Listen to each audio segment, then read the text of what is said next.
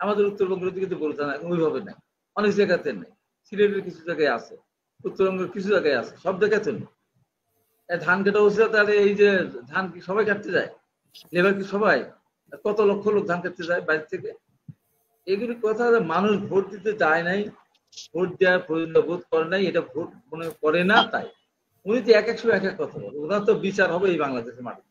Vote কেন্দ্রে গেল না, পার্বত্য 3 জেলায় একটা ভোটও মানুষ দেয়নি, অনেকগুলি কেন্দ্রে কোথাও কোথাও 100% ভোট কাস্ট আছে। করুণাভাবে একটা কথা বললেন, ভোটে দেওয়ার প্রবণতা কমে গেছে। ভোট দেওয়ার প্রবণতা কমে গেছে, কোনো কোনো সেন্টারে 100% হয় কি করে? 80-90% হয় কি কোনো কোনো সেন্টারে? না ওখানে কি এরা অন্য গ্রহ থেকে আসে? দুর্বৃত্তরা, তারা হয়তো ভোট পেয়েছিল 1,20,000 2001 সালে। এইবারে এসে দেখা গেল সে ভোট পেলে 1,50,000। এই যে 10% ভোট সিল মারা ছিল, এই সিলটা মেরেছিল কারা? অনির্বাচিত দুর্বৃত্তরা আওয়ামী লীগ সরকারকে ক্ষমতা আনার জন্য এই কাজটা করেছে।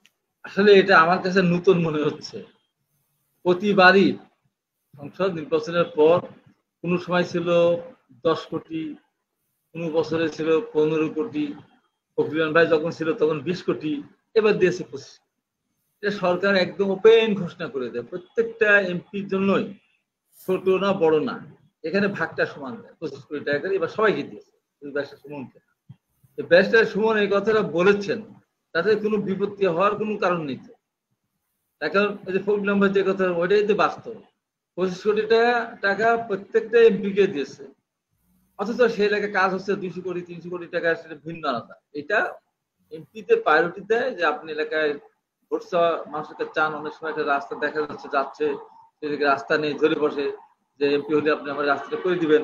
এই জন্য সরকার বছরে 5 কোটি টাকা, আগে বছরে 3 কোটি টাকা ছিল, আগে 2 কোটি টাকা ছিল, এবার 5 কোটি টাকা দিয়েছে। 1 বছরে না, 5 বছর ধরে যে খরচটা করবে। এটা নিয়ে মজুরিরা জন্য রাগ করার তো কোনো কারণ নাই। এটা ওনার এলাকায়ও দিয়েছে, সব এলাকায় দিয়েছে।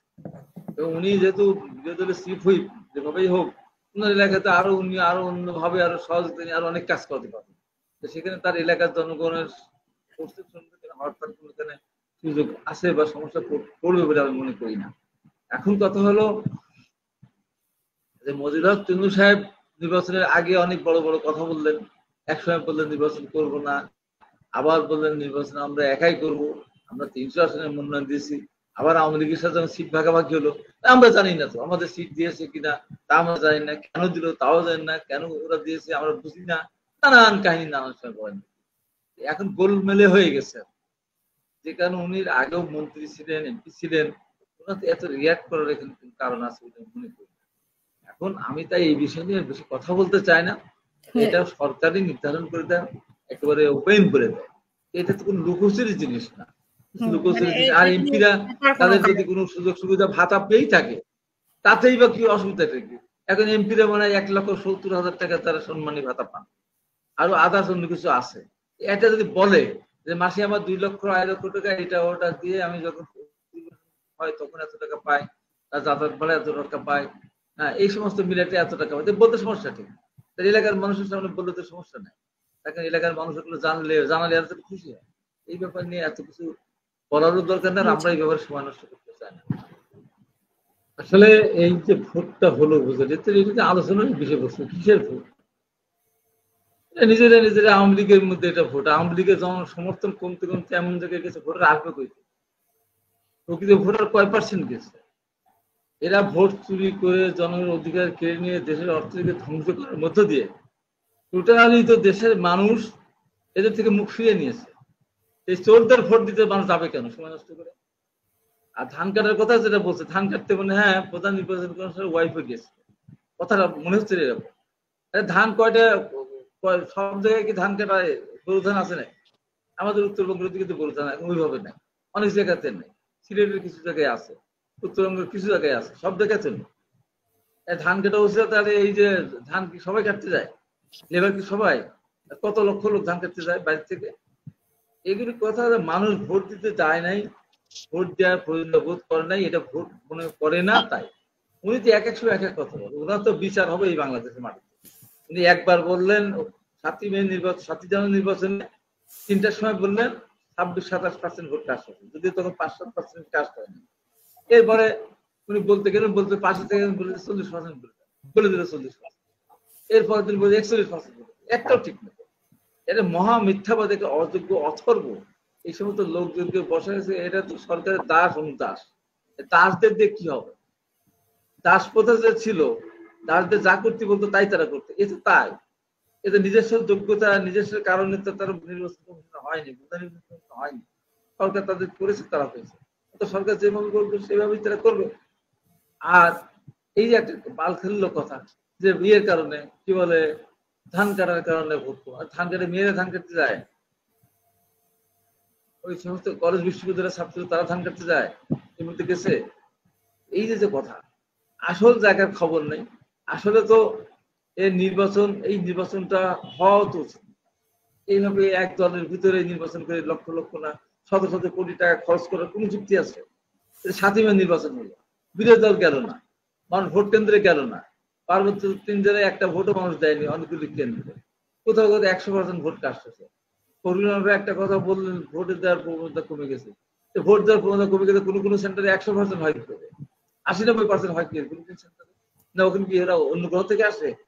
তারপরে 2018 সালের নির্বাচনে 100% ভোট কাস্ট হয়েছে, বহু জায়গায় 100% ভোট কাস্ট হয়েছে। তারপরে সিটি কর্পোরেশন নির্বাচনে এসে দেখেছে 10% হয় না, এই রাতারাতি কমে যায়। আসলে ভোটটা 2008 সাল থেকেই এই সরকার একটা সূক্ষ্ম কায়দা করে, সেই সময় ওয়ান সরকার, এই যে 10% করে ভোট তারা ব্যালট পেপার আলাদাভাবে নৌকা আমাকে সিল মেরে রেখেছিল। দেখেন আমরা নির্বাচন যখন থেকে শুরু হয়েছে, সেই যখন থেকে নির্বাচন কোথা শুরু হয়েছে তখন থেকে আমরা দেখেছি 8টা থেকে 4টা পর্যন্ত একটা না ভোট হওয়ার পরে প্রত্যেকটা কেন্দ্রে একজন প্রধান এজেন্ট থাকে। এই প্রধান এজেন্টের সামনে সবগুলো রুমে বাক্স হয়েছে, ভোট করেছে, সেই ভোটগুলি বাক্সগুলি এক জায়গায় নিয়ে আসা হয়, নিয়ে এসে ভোট গোনা হয়। এই 2008 সালে প্রথম এই সেনা শাসিত সরকারি দুর্বৃত্তরা প্রথমে যে কাজটা করলো, যে 4টা থেকে 4:30 পর্যন্ত সমস্ত এজেন্ট বের করে, সব দলের এজেন্ট বের করে দিল। বের করে দিয়ে ওখানে ওই যে 10% করে নৌকা মার্কা, একদম 100% নৌকা মার্কা সিল মারা ছিল, সেই ভোটগুলি নিয়ে এসে ওদের মিশিয়ে দিল। যে কারণে আপনি দেখেন, একটা ডাটা দিয়ে বলি, 2001 সালে বিএনপি জিতেছিল, 185টা আসনে বিএনপি জিতেছিল। সেখানে তারা যে ভোট পেয়েছিল, সে এক জায়গায় একজন ভোট পেয়েছিল 1,30,000, সে কিন্তু 2008 সালে 1,35,000 ভোট পেয়েছে। এটা আওয়ামী লীগের দুর্বৃত্তরা বা আওয়ামী জোটের দুর্বৃত্তরা তারা হয়তো ভোট পেয়েছিল 1,20,000 2001 সালে। এইবারে এসে দেখা গেল সে ভোট পেলে 1,50,000। এই যে 10% ভোট সিল মারা ছিল, এই সিলটা মেরেছিল কারা? ওয়ান লেভেলের দুর্বৃত্তরা আওয়ামী লীগ সরকারকে ক্ষমতা আনার জন্য এই কাজটা করেছে। ওই পর থেকে এরই প্রমাণ হিসাবে অকাট্য প্রমাণ, 100% প্রমাণ। তার পরে 2008 সালের নির্বাচনের পরেই, 29 ডিসেম্বরের পরেই 2009 সালে 22 জানুয়ারি উপজেলা নির্বাচন হলো, শুরু হলো। 22 জানুয়ারি উপজেলা নির্বাচনের পরে 2 ধাপ সব বিএনপি জামাত, বিএনপি জামাত, বিএনপি জামাত। তখন এদের সিল মারা শুরু। 2008 সালে এত ভোটই যদি আওয়ামী লীগ পাবে, মাত্র 22 দিনের মাথায় নির্বাচনে সব হেরে গেল কেন? সব উপজেলা চেয়ারম্যান হেরে গেল, ম্যাক্সিমাম হেরে গেল কেন? এরপরে দেখেন আওয়ামী লীগ শাসন চালালো, দুঃশাসন চালালো। 2013 সালে এসে সমস্ত সিটি কর্পোরেশন নির্বাচনে, বড় বড় সিটি কর্পোরেশন সমস্ত জায়গায় বিএনপি জিতে গেল। গাজীপুরের মতো জায়গায়, গোপালগঞ্জের টুঙ্গিপাড়া খ্যাত আওয়ামী লীগের, সেখানে 1,07,000 ভোটে মান্নান ভাই জিতলো। এই যে অবস্থা, তার মানে কি? তার মানে এই ওই যে চুরি শুরু করছে 2008 সাল থেকে, এই চুরি অব্যাহত আছে।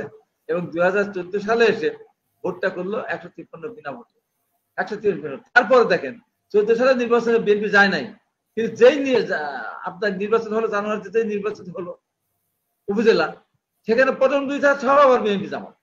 তখন আবার এই করলো, তখন তারা আবার সেখানে ওই চেয়ারম্যান প্রার্থী ভোট তারা সিল মারা শুরু করছে।